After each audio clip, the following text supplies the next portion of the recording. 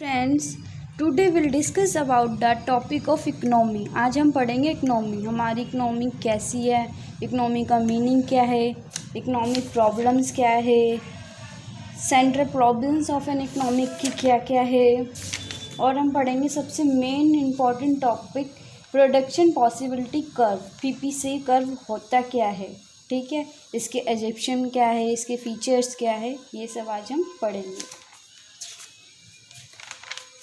हम स्टार्ट करते हैं economy.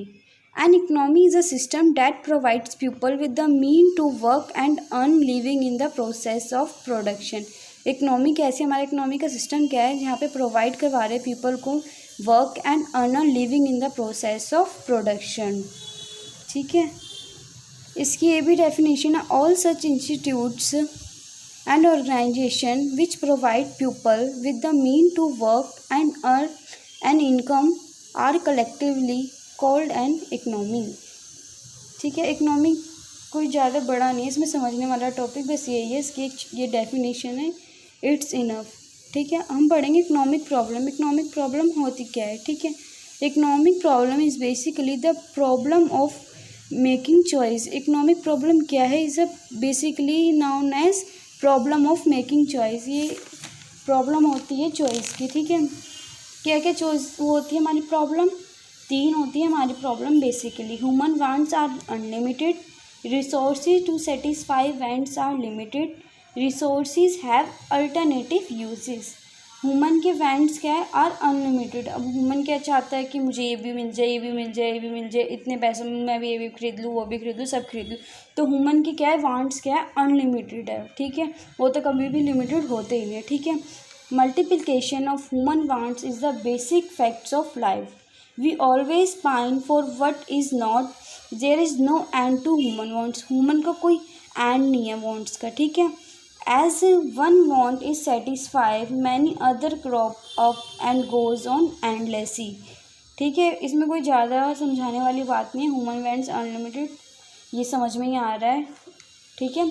Resources to satisfy wants are limited. जो हमारे पास रिसोर्सेज है वो लिमिटेड है ह्यूमन की वांट्स को सेटिस्फाई करने के लिए, ठीक है। Goods or services which satisfy human wants are produce by an economy with it resources which are generally called factor of production like land, labour, capital and entrepreneur.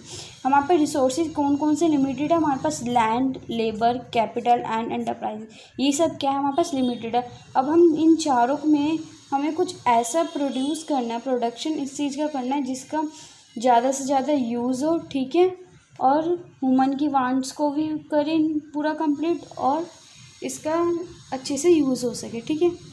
Resources have alternative usage. अब हमारे सामने ये भी बहुत बड़ी problem होती है कि हमने जो प्रोड्यूस किया इसका पता ये भी हो सकता है यूज़, इसका ये भी हो सकता है। अब लैंड है, अब लैंड को हम क्या किस किस चीज़ में ले सकते हैं, हम या तो उसके अंदर वीट भी कर सकते हैं, या तो हम राइस भी उगा सकते हैं, या वीट भी उगा सकते हैं। अब हम क्या चॉइस करें, हमारे पास ये वाली प्रॉब्लम है। उस लैंड में हम या वीट प्रोड्यूस करें या फिर हम राइस प्रोड्यूस करें, हमारे पास ये बेसिकली प्रॉब्लम है, ठीक है। अब ह्यूमन क्या करेगा, ह्यूमन के सामने वाली प्रॉब्लम है कि मैं वीट उगाऊँ या फिर राइस उगाऊँ, ठीक है।